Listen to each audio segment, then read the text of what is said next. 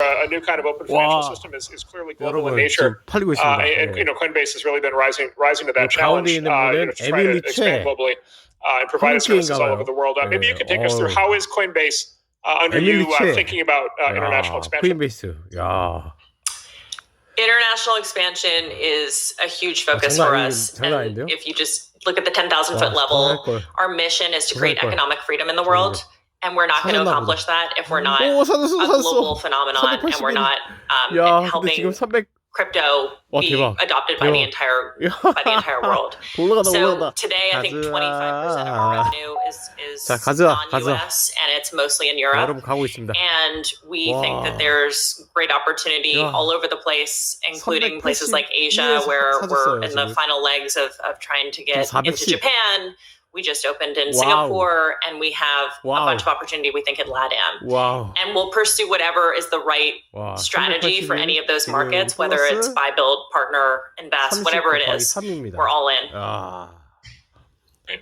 So Brian, it's been really amazing. You guys talked, you and Fred have talked a lot about the early days, and we talked about these kind of crypto winters that have happened along the way.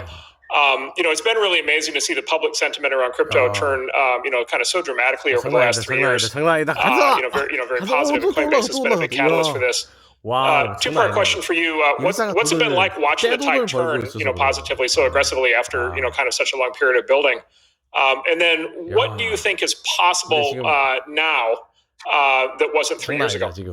415회 Yeah, well, we have this saying internally at Coinbase, which is that in crypto, it's never as good as it seems. It's never as bad as it seems. And this turns out to be a simple but very powerful thing to keep in mind because it requires an incredible amount of fortitude when the whole world is kind of saying, hey, Bitcoin's dead, and what are you going to do next with your life and everything to sort of keep moving forward. And in the same part of the way that we do that is when everyone is saying, hey, this is the next big thing, it's the future, you're all geniuses, we're the future of everything. We also have to discount that a little bit and say, it's never as good as it seems either. So we've built this kind of resilience to that. I think the price of crypto has been this incredible focal point that people latch onto, and it brings in new waves of people every time there is a new cycle in crypto. So it's great as kind of getting the word out there to more and more people in the world. But it's not great in the sense that it's a little bit of a distraction from the ultimate potential of this technology, which is so much bigger. And this gets a little bit to your question about what's possible now.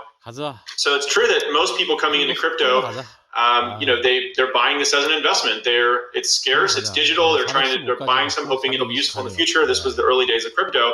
But now crypto has moved into this second phase where it's really crypto as new kinds of financial services. And people are making new ways to do exchanges and borrowing and lending and earning money and doing payments online. And in the future, crypto is even going to be an app platform with people building all kinds of new things, social media apps, identity systems, games, etc. So I think, the blockchains are getting more scalable. It's kind of like the internet moving from dial-up to broadband. The tools are getting more and more usable, kind of like the launch of the web browser, which, Mark, you played a key role in the history of it. The security and the privacy around blockchains is getting better, kind of like the internet had to add, HTTPS with the little lock icon so people felt comfortable using it for commerce. So it's really cool to see this industry continue to evolve, and it's just unlocking more and more use cases. 오르네요, 진짜. 야, 장난 아니다. Great. Emily, Coinbase going public on the NASDAQ is a big step forward for breaking crypto into the mainstream. What are some of the next hurdles you're looking to clear with the company? 분이신 것 같아요. 예. We're mission focused. So back to, we want to create economic freedom in the world. 야, 430 Everything we do, whether it's, the littlest seeming OKR to the biggest one, is in service of that. And so whatever those hurdles are that would prevent us from kind of like doing those OKRs to get to that mission are the things that we care about. So some of that might include things like, how do we make sure that regulators truly understand crypto? And the ship has sailed in a way. So like the genie's out of the bottle. We have to make sure that we do a really good job of helping regulators understand that crypto is actually a net positive for the world. And so that to me is the thing that I think is top of mind as we focus on making sure that we can unblock things for Coinbase to be able to thrive. And then Brian, final question for you guys. So there are a lot of young entrepreneurs out there watching this, or listening to your interviews and podcasts and following the story of the company. For young entrepreneurs out there that are thinking about building a crypto company in 2021 and beyond, what advice would you give them? 이거 뭐 하는 거야 진짜 이거. Yeah, so there's a phrase that I really like. I think Paul Graham might have been the one who said this originally. Is action produces information. So I talked to a lot of people thinking about starting companies. There's a bunch of Coinbase employees who have gone on to start companies.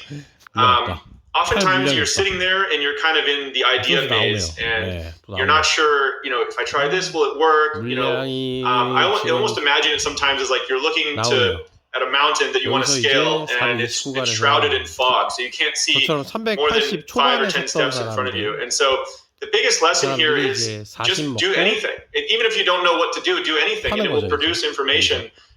Take a few steps forward. Maybe you're on the right path, maybe you're not. And there was many times in our journey at Coinbase where we were just making it up as we went along. We didn't know what to do. We just tried things. And by trying it and having that initiative and just shipping things, building things, that was, instead of just endlessly debating it, that's really what allowed us to have more and more success. 재밌다. Wow. Yeah, that's very good advice. Great, fantastic. We'll welcome Fred back into the live stream and close out my section. So Brian, Fred, Emily, thank you very much for your time in this very big day.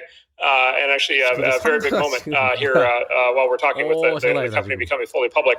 I think we can all agree that today is a watershed moment for the crypto economy, and a time that we all look back, we'll all look back in the future and recognize as a key moment when crypto came of age.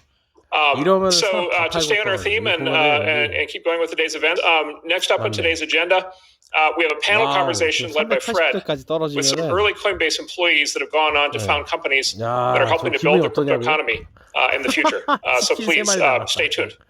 근데 또 보면은 crypto is financial freedom. The opportunity is universal, more equitable, programmable finance. 재밌다.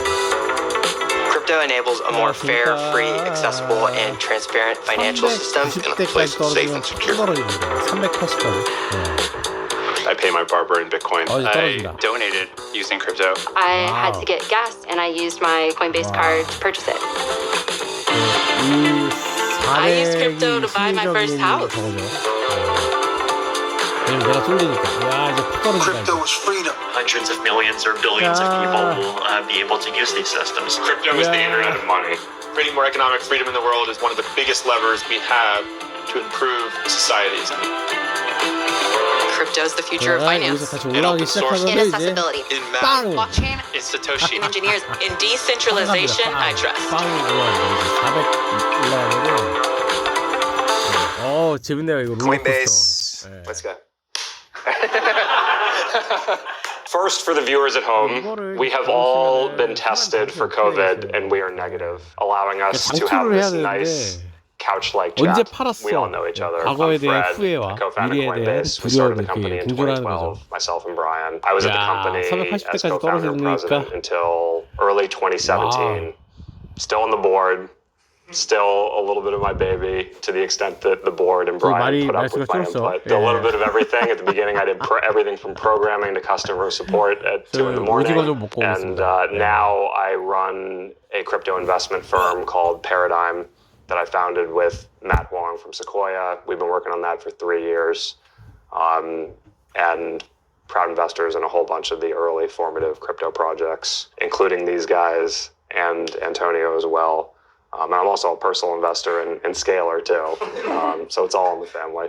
I'm Jacob. I was at Coinbase from January 2017 to mid-2020. I started as a design intern, ended up working across the product org, helped lead and start USDC at Coinbase. Today, one of the co-founders of Zora. We think we can build a new internet based on NFTs. I'm D. I'm the one of the other co-founders at Zora. I spent November 2017 through about March or April 2020 at Coinbase. Started as an auditor, wound up as a program manager, and eventually led the influencer marketing program on the comms team. So I was a bit of a jack of all trades. Hey, I'm Antonio. I was at Coinbase from 2015 to 2016 when I was a member of the payments team on the software engineering side. Currently, I'm the founder of DYDX, which is a decentralized exchange for advanced financial products and also derivatives. I'm Linda. I was at Coinbase mid-2014 and left in late 2017. I worked on a number of different roles there. Was first on the investigations team and then later was a product manager for internal tools. I co-founded a crypto fund called Scalar Capital and just really excited about investing in different exciting crypto projects. Okay. Jacob, I feel like you have a really good story on this front. So I joined Coinbase as a design intern. So I was coming over for what I thought was going to be 3 months. I was like building and messing around with projects on Ethereum in my like final year of college. And I was like very active on Twitter about it. I think that's how I came across the radar of a couple of folks at Coinbase who just kind of DM'd me being like, hey, we like what you're doing. Like, this is cool. You want to come over to San Francisco for 3 months? And I was like, yeah, sounds fun. Like, I'll do that. I told my family, my girlfriend, my friends, I was like, I'll see you in I'll see you in March. I started in January. Yeah, weekend, I ended up signing full time, which was a shock to everyone. But at the same time, they're like, okay, I guess you're doing this crypto thing. I feel like you're skipping some juicy details even in that too. Like, yeah. Like, how did you find out about Coinbase originally? Or like, where did the idea originate?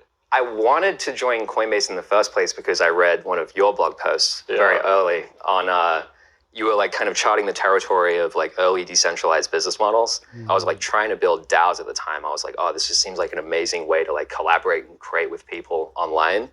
And what you wrote kind of like resonated with me. So I was trying to do my own thing. And like when I actually first got the DM from Ben Jennings, who was the head of design at the time, I think I said, no, I'm all good. Like, I want to do my own startup. Like, I'm doing my own thing. Right. And then I kind of saw your blog post and I was like, well, if I was going to work in crypto, like Coinbase seems pretty interesting. Like, very strong brand, cool product, like up and coming. I was like, all right, I'll try it out. And my honest plan was like, I'll go in for 3 months, learn everything I can about a crypto company, come back to Australia and keep doing my startup. That did not work out. 4 years later, I was still there.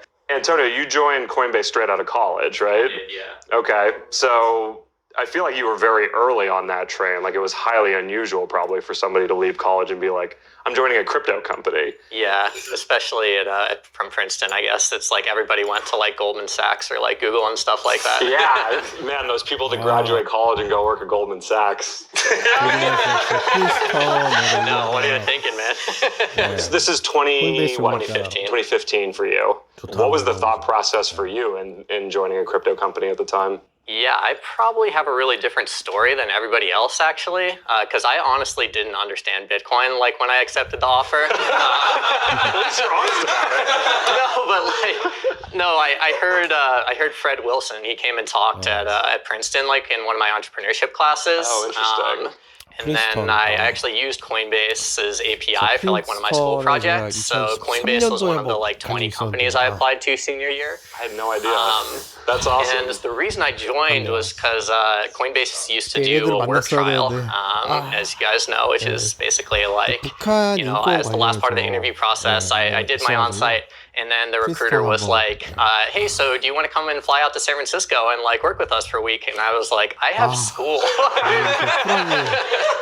But luckily I was a bad student. I didn't go to class too much anyways. So I pieced out on class for a week and went out to San Francisco, and you guys put me up in a nice hotel and stuff. Yeah. But I mean, it was nice. But most importantly, I mean, I got to meet like a lot of really great people, obviously, while I was there. And really fortunate to still obviously have a lot of those like great relationships like to this day. And I was like, wow, there's all these like amazing smart people at this company. They're all excited about this like random thing, Bitcoin. They like told me about hashing and stuff like that. I don't know. But like, that's kind of why I picked like niche in the beginning, was like, Linda, I feel like you saw the really early work trial days. Yeah. It was hardcore at that point. Like, people, the first, I think 20 employees did a 2-week work trial. 일단은 이게 At some point, people are like have these reactions where it's like, "Hey, I have like school or I have a job. Like this is insane." Mine was 가격이 pretty 오르고 easy. 내리고에 Like 대한 it was like a few 그런 days 거를 long, 좀 and John Kathanik didn't have time for me because he was like caught up in something, and so like he's like, go like hang out with other people and like learn stuff. And so I didn't really like work on that much. I'm serious. Interesting. Nothing is perfect at an early company. I guess that's Great though. I love meeting everyone. Like that's what made me want to work there. 지금 So. 이거 영상 보는 사람이 that's really cool. And then I think you guys all know John, 6,000명? but to the extent you don't know his background, John was like the number one investigator at PayPal way back in the day. Like there's like books where John is in it, like putting crazy Russian mobsters who were laundering money through PayPal in jail. Fairly intimidating guy. Very intimidating. And then D, obviously you intersected the company a bit later in history. And I remember it was like 2 in the morning. I was doing a work paper for KPMG.